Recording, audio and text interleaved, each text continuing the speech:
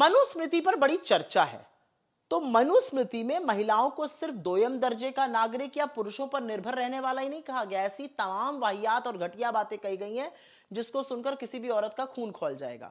मनुस्मृति के 5वें अध्याय का जो 148 श्लोक है उसमें कहा गया है एक स्त्री को हमेशा अपने पिता के संरक्षण में रहना चाहिए, विवाह के पश्चात पति के संरक्षण में, और पति की मृत्यु के बाद उसे अपने बच्चों की दया पर निर्भर होना चाहिए। लेकिन किसी भी सूरत में एक महिला स्वतंत्र नहीं रह सकती है, यानी स्त्री के पास अपने बारे में भी मनुस्मृति के अकॉर्डिंग निर्णय लेने का कोई अधिकार नहीं है।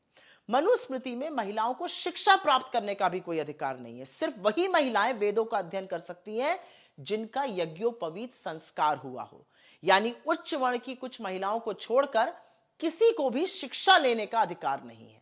मनुस्मृति के 15वें नियम में कहा गया, और यह जरा ध्यान से सुनिएगा, महिलाओं का चंचल मन और स्वाभाविक हृदयहीनता की वजह से अपने पति के प्रति वो धोखेबाज हो सकती हैं, इसलिए उन पर निगरानी रखनी चाहिए। मनुस्मृति के दूसरे अध्याय में कहा गया है कि पुरुषों को उत्तेजित करना और उनको बहकाना महिलाओं का स्वभाव है। ऐसे में समझदार लोगों को महिलाओं के आसपास संभल कर रहना चाहिए।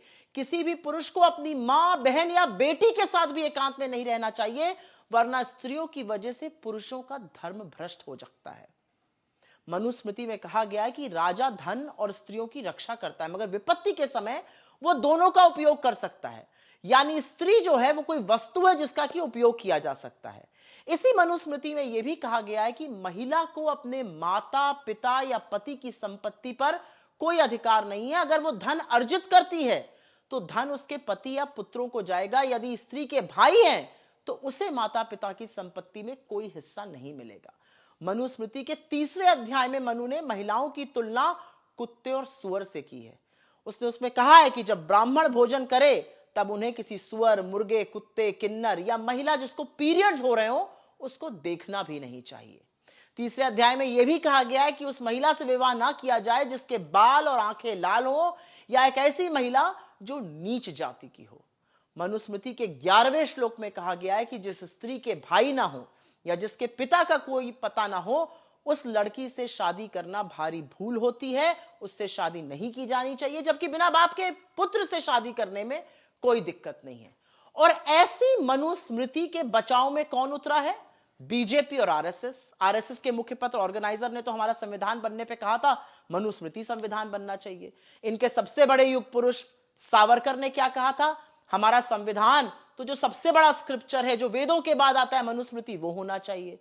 खुद उमा भारती जी मध्य प्रदेश की चीफ मिनिस्टर थी और उन्होंने कहा, उन्होंने मनुस्मृति की बड़ाई करी, राम माधव ने करी, बीजेपी वाले करते रहते हैं। सारी की सारी बीजेपी मैदान में उतरी हुई है मनुस्मृति की बड़ाई करने के लिए। अरे वो मनुस्मृति जो औरत को कुत्ते सुअर के साथ खड़ा करती है, उसकी बड़ाई आप कैसे कर सकते हैं? और कौन है वो जो औरतें जिनका खून नहीं खौल रहा है? ये सारी बातें सुनकर या देखकर जब Rahul Gandhi smash the patriarchy की बात करते हैं तो वो ऐसी पेट्रियार्की को स्मैश करने की बात करते हैं जहां पर औरतों को एक वस्तु समझा जाए, जहां पर उनकी निर्भरता हो, जहां पर उनकी कोई इंडिपेंडेंट वजूद ना हो। उससे आपको दिक्कत नहीं है। और ये क्या बेवकूफी की बात है कि बाकी धर्मों की बात नहीं कर रहे, मनुस्मृति की कर रहे। आपको लगता है मनुस्मृति हमारा धार्मिक स्क्रिप्चर है? आपको लगता है मनुस्मृति हमारे लिए आराध्य है, हमें उसकी चर्चा की जानी चाहिए? भाई मनुस्मृति को बीजेपी वाले तो अपना संविधान बनाने को कहते हैं, तो उसी की चर्चा होगी ना। आपके अकॉर्डिंग तो जब राजा राम मनोहर रॉय सती प्रथा को खत्म कर रहे थे तो कुछ ऐसे लोग हैं जो उनसे कहते हैं नहीं नहीं, पहले बाकी धर्मों में कुरीतियां ढूंढिए फिर यह खत्म होगी। जिस कुरीति के बारे में जब बात की जाए वो कम है। मनुस्मृति में जिस तरह की घटिया वाहियात बातें लड़कियों के लिए, महिलाओं के लिए कही गई हैं, वो हमारे धर्म पर, हमारे समाज पर, आधी आबादी के नाम पर काला धब्बा है और उसकी जितनी भर्त्सना की जाए कम है। और ये सारे बीजेपी वाले, चाहे वो उत्तर प्रदेश के मुख्यमंत्री हो, चाहे बाकी बीजेपी के लोग हों, आप मनुस्मृति के बचाव में खड़े। शर्म नहीं आती आपको? आपको शर्म नहीं आती कि एक ऐसा ग्रंथ है, एक ऐसी राइटिंग है जो महिलाओं को कुत्ते सुअर से कंपेयर करती है, जो कहती है कि महिलाओं के अपनी मां बहन के आसपास एक पुरुष नहीं रह सकता क्योंकि महिला पुरुष का मन विचलित कर देती है। शर्म आनी चाहिए आप लोग।